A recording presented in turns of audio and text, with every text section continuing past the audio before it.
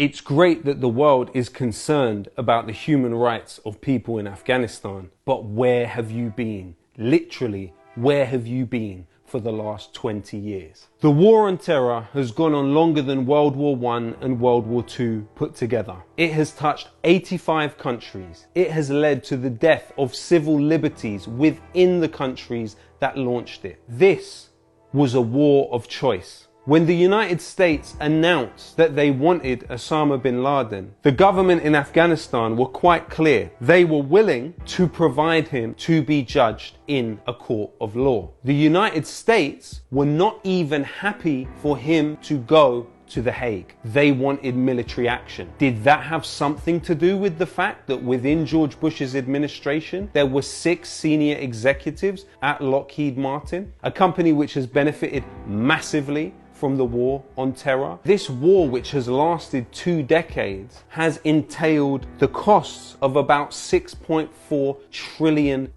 The Afghan war has cost not only almost 250,000 lives, but it cost the US government $2.26 trillion. The US spent trillions, and where did it go? It went into the bank accounts of some of the most wealthiest people in the world. Some people call you the elite. I call you my base. It went to Dick Cheney's Halliburton. It went to Eric Prince, formerly of Blackwater. Would you be profiting from the war?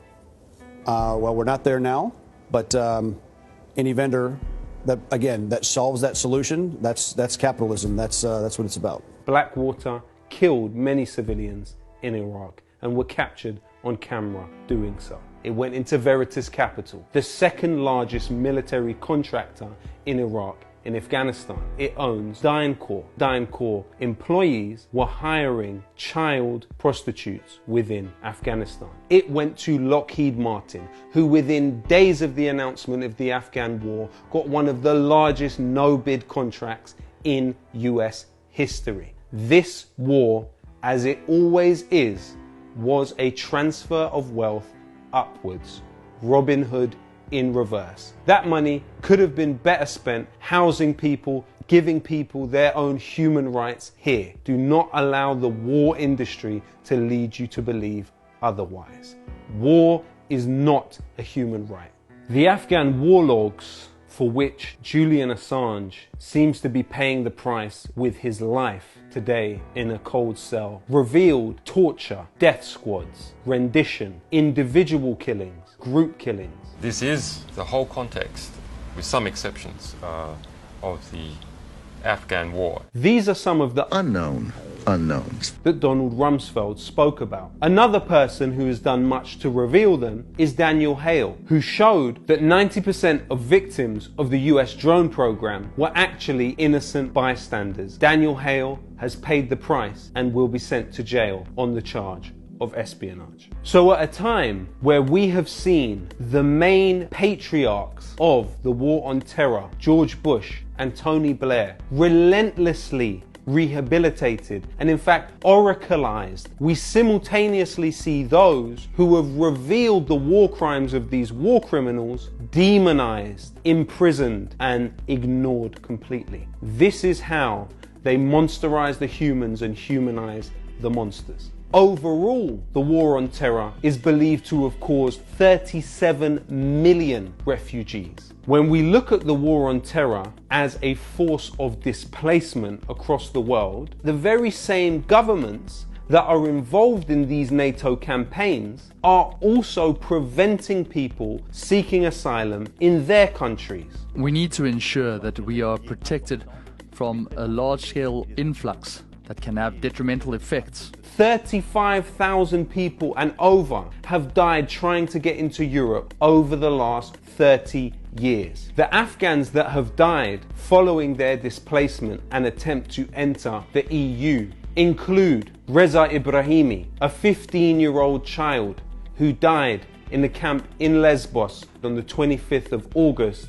2019. Amin Allah and Iftikhar, 18-year-old boys who both died under a freight train trying to get into Europe on the 7th of June 2019. Or what about Ali Reza, the 18-year-old who took his own life in Geneva in a shelter for unaccompanied minors on the 27th of March 2019? These governments are making it as difficult as physically possible for people from countries like Afghanistan to reach a safe haven. Contrary to this entirely manufactured but seemingly widespread and popular view that actually you help people by invading and bombing them, the truth is you help people by not interfering in their affairs, by learning from history and providing safe passage to asylum. You help people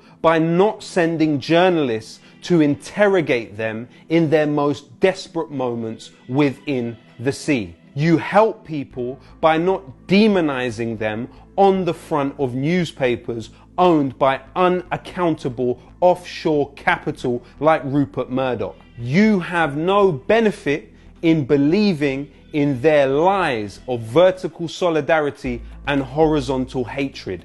You have more in common with the people fleeing the bombs paid for by you than you do with the people dropping the bombs paid for by you. When you look at the history of Afghanistan and the way in which it is intertwined with the history of this country, you are talking about a place which has been the subject of British war 4 times in the last 2 centuries. Starting in 1839, when General Keane marched into Kabul with 10,000 troops, the British did not achieve their objectives and were forced to leave in a humiliating march of doom. In fact, 100 years ago, in 1919, it was the first country in the world to drop bombs on Afghanistan. Britain should never have been there, and it should never go back ever again.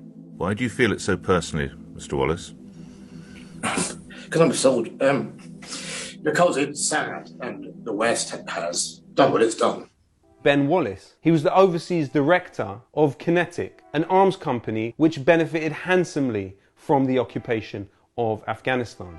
Afghanistan is not the property of the United States and the UK. It is time that people in the US and Britain understood that they have no right to dictate who can or can't be the government of any other country. This idea of liberation through occupation exists only in the imagination of MOD influenced journalists. Maybe now is not the time for the deep contemplative think pieces in somber tones from the people that marched us into this. Now is the time in which those of us who campaigned year after year against these industrial massacres to be clearly understood to have been vindicated, even within your own tortured logic in the service of power, you have failed. Now is the time for humility and accountability on the part of the warmongers and hope for the rest of us.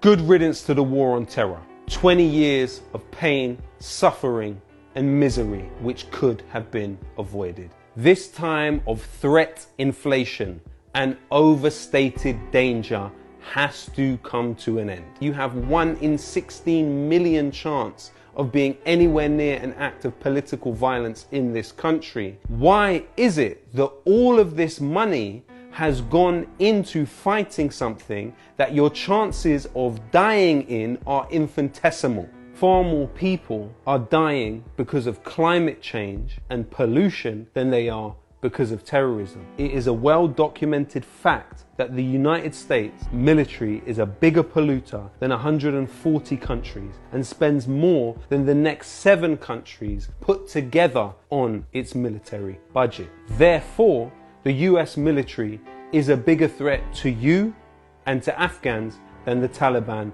could ever be. Our future cannot be defined by warfare and enemies. We have to find a way in which humanity can come together to survive the major destabilization which climate change will bring. Yes, people, support Double Down News, join the Patreon if you want to see more videos like this, if you want to encourage independent media, which is not beholden to the MOD and major corporate power. Join the future of journalism, join Double Down News on Patreon.